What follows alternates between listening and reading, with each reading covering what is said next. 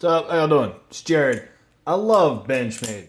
This is going to be a second edition on this first impressions for this Benchmade 87 balisong right here, right?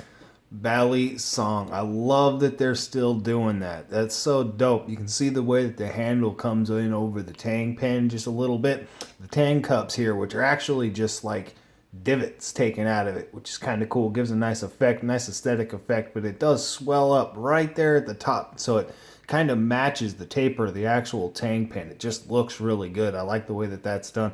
I was so excited when I actually saw that it does have this Sabenza-esque kind of bead blasted titanium finish. I really like this finish on titanium for basically everything, but it works really well in a balisong. I had a thought theory that it would, and it really does work well in a balisong because it's slick, right? There's not a whole lot of grip. There's not a whole lot of stuff, you know what I mean, to actually grip on to your hand, right? This isn't bad, don't get me wrong, you know what I mean?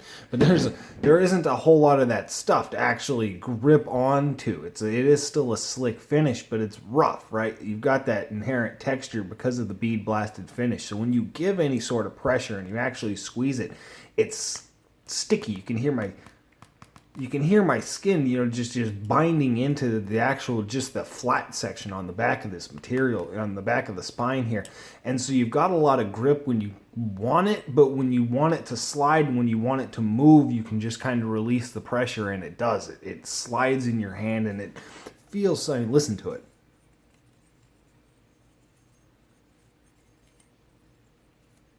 It just sounds great. And then the same thing, flipping, right? You can...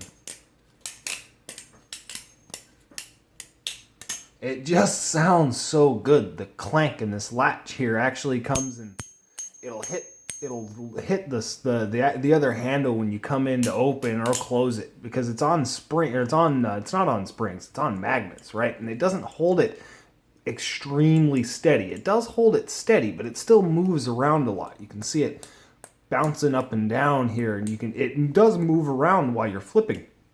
And so it doesn't make noise in this direction here. I don't think I've ever heard it actually make contact that way. It doesn't move that far, but it will come back and hit the handle, but it's got that resonancy that you can actually hear. It'll be whatever, you know what I mean? And so it's got that really appealing just clank and thud when I'm flipping it. The reason that this is a second edition, you might have noticed that I've got a little bit of blade deformation right up there at the front. The finish is a little bit marred up. If I can actually get that to come into focus there. And what that was this knife, I didn't have any Loctite out of the box, and these pins wanted to back out unlike anything I've ever seen on any balisong, right? They just wanted, you know, and so I was obviously gonna flip it. I was so excited to make the video for this knife, and that's one of the reasons I got rid of the video of the first edition. Is I was so excited to flip this knife. I was so excited to get this knife. I've been waiting like 5 months for it, that I put that video out, and I hadn't flipped the knife, you know what I mean? It was the first impressions on the aesthetics and the feel of the knife in general, but I didn't have too much actual time flipping it, didn't have an experience with that, so I was happy to get rid of it. And as well, I wanted to tell you guys about Benchmade contacting me. They contacted me. There was less than 1,000 views. The video was up for less than 24 hours. They sent me a private message letting me know that the majority, or these are actually supposed to be coming out of the factory tuned with red Loctite in all of the pivots and the actual tang pins. You can see those tang pins that are threaded, or they're removable, right? It's a Torx head's a T7 construction, or T6 construction. They say T6. It actually fits a T7 better. Same thing with these. They fit a T9 better and they fit a T10. They advertise a T10, whatever. But it does come tuned and Loctited from the factory. And so they contacted me and said that they would like to replace my blade because of the deformation that was caused by it not being Loctited, and they would like to Loctite it and tune it and send it back to me. They were going to print an overnight shipping label so that I could get it overnighted to the factory. They would expedite the actual process of repairing it and then ship it back overnight, right? So it would actually be gone a minimal amount of time, and they contacted me about this, right? Which is awesome, because that's customer service right there. You know what I mean? They've got people watching YouTube videos to see what the impression of this knife is, you know, first off. And then when it wasn't good, they reached out to me. They actually went that extra step. And then they were going to replace my blade. They were going to do all, you know. I declined this because honestly, I intend on retipping this knife a few times in the next year because I drop it on the floor. I'm going to beat this handle up. I really am looking forward to this kind of Boba Fett-esque kind of cool that this titanium finish does actually give when it's beat up over time, right? It's going to look, I'm excited for that. And so the little bit of blade deformation up here wasn't a worry. And this is a first production run. It's number 79 out of 400. And I don't want, I'm worried that I would lose the number 79 out of 400 first production run marking if I did have the blade replaced. So I declined to actually do that. But it's so excellent that they did offer that. So the majority of these should be shipping out of the factory with Loctite, you know, with actually tuned with Loctite from the factory, which is really nice. But if you're in this range, this is number 79 out of 400. So if you've got number 78 or number 80 and it doesn't have Loctite, that is possibly the reason why. I don't know the actual reason, but there was a mistake that led to this one not being Loctited. So there may be a couple others in this serial range that run into that same problem. It's an easy fix, and once it is fixed, you know, I've been flipping this all day. I haven't had them slip out. They haven't moved. It's been solid, and I really like this knife. There's absolutely, basically, I mean, the handle play that the movement you can see there is the same. It's just flexing the handles. It's the same thing as me moving, squeezing to actually, if I was manipulating the latch here, right? If I can actually get that thing to work, I'll get into what just happened there. And so there's just no handle play. It feels great flipping.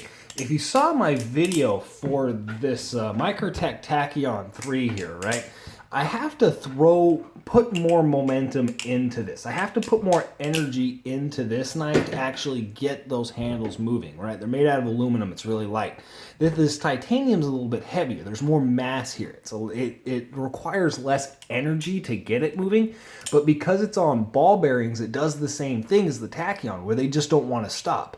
There's no resistance. There's no friction actually slowing these handles down once I do put that energy into it to get it moving, right?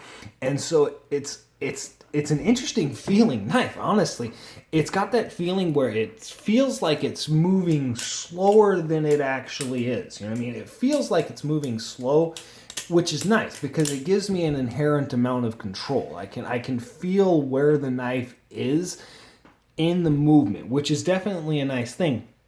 But at the same time, it makes me want to go faster. And when I try to go faster with this, that's beyond my skill level, right? And so my skill level with this knife is slower in flipping than my skill level with a 51. And so it's taken me a little bit of getting used to.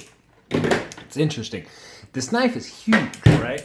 If I don't smack it on the table, it feels like a plate, right? It's just wide. It's big and it's fat. Look at this thing in profile compared to a 51, right? It's freaking huge. It's actually a lot closer in profile. This is a Benchmade or a Barrops B200. It's a lot closer to this one, especially in profile. You can see that it's about 0.46 inches thick from that's actual stock rating from the factory is 0.4 inches thick in this direction, and the handles here. These bubbles have gotten a lot of criticism, right? And actually, I've come to realize that this is kind of an ingenious design handle, right? What this has done here is this section here is square. It's squared off in this direction. It's the same width here as here, right? And so it's square. The majority of balisongs aren't designed like that. They've actually got this rounded profile, right? It's wider in this direction here than it is in this direction. And so it gives you that flipping control. You've got that maneuverability control in your hand. And so if you want to flip it, you've got, you know, that extra pressure. You can actually you have that leverage. This knife here has the best of both worlds. You can come up onto this section and actually have it spin very easily in your hand, but then I can just push back a little bit with my thumb and actually get that leverage and that torsion because it is still rounded in this section here. You can see it on the back. It's got that little flare on the back, and it's actually kind of got that oval effect, right? But if this little nub had been removed and it had been cut off at this area here, it would appear much more square than it actually is. And so it's kind of reaching for the best of both worlds. I don't know if they have achieved that. I'm not the best flipper in the world. I don't know, but it seems like that's what they were working for with this, and I really like it, right? It's got an interesting aesthetic look, and it feels good in the hand. It is definitely an indicator on where the knife is at.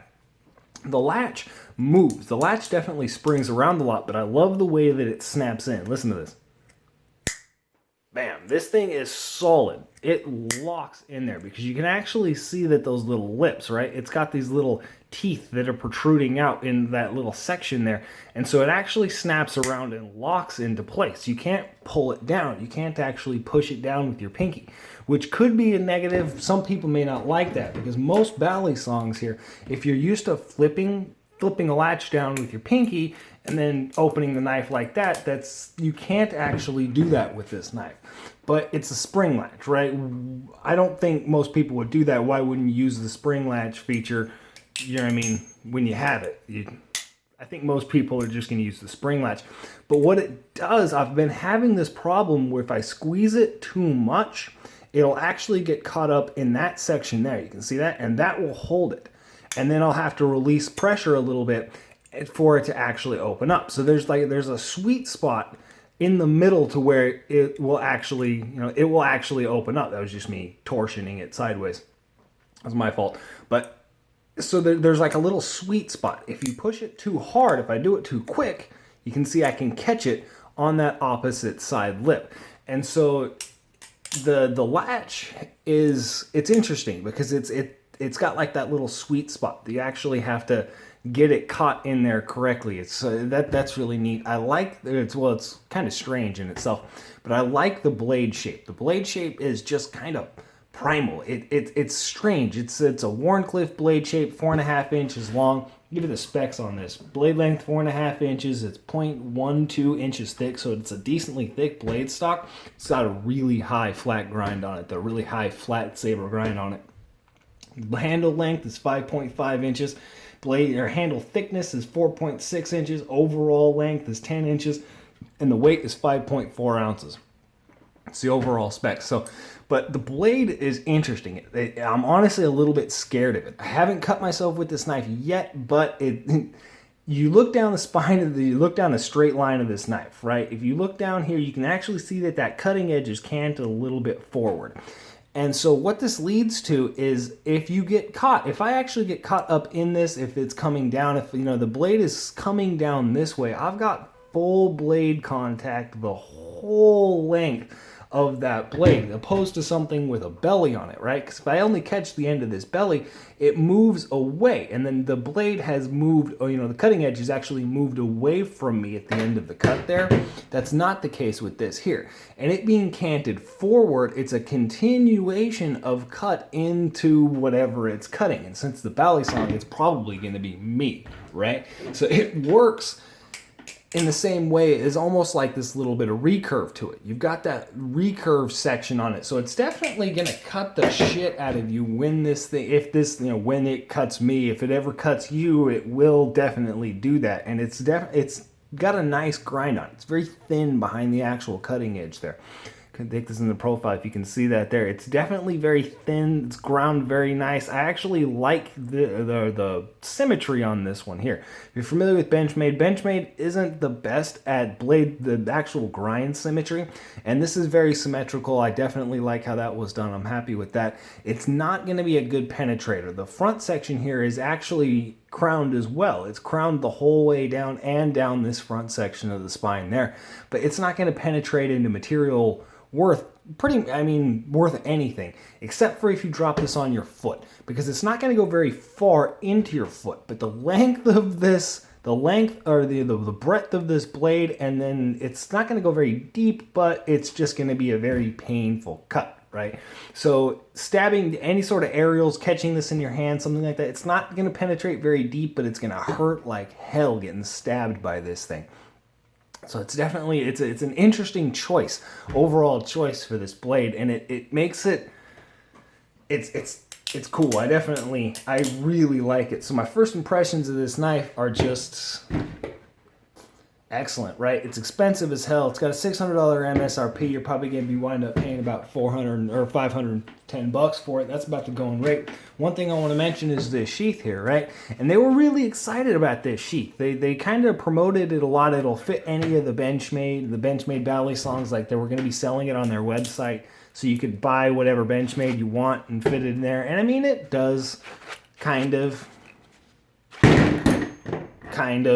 know what I mean? You can stick it in there. It doesn't fit it nearly as well as it fits this 87 here. But at the same time, look at it sticking out, right? You really want to walk around with a $600 balisong sticking off of your hip like this. Somebody's just going to walk up and pull it out of the sheath and run away with it. It gets, you know, it doesn't, it's just not that, I don't know, it's a singular piece of this nylon stretchy fabric here for a mag pouch, which this is designed after, a concealed carry mag pouch. That's probably excellent, but a $600 knife, that's a different story as well. They give you this little these two little Velcro straps right here, right, which are cool. I mean, they're very mobile, very modular. You can do whatever you want with these. You can create belt, you know, you can hook them around in this direction here, this direction. You can create multiple belt loops. So it's definitely a very modular system. It's very mobile. You can hook it to basically whatever you want. You want to set it up on your molly gear. You want to hook it up on your belt, whatever you want to do. But do you really want to set this knife up in this sheath exposed that much on your hip with Velcro? Two little strips of Velcro? I mean, come on, guys. This is yeah, I'm not a very big fan of that sheath. Honestly, some people out there may love it. I'm not going to contest that it may be the best thing in the world for somebody, but I'm just not a very big fan of it. I would have preferred a pouch. However, I mean, whatever would have you. Most people aren't going to be carrying this knife anyway. I'm definitely not. This is just going to be a flipper for me. That's a Benchmade 87. I will be doing a review video on this one in a little bit once I let it bite me and I get some emotional bondage with it. That's it. Y'all have a good one.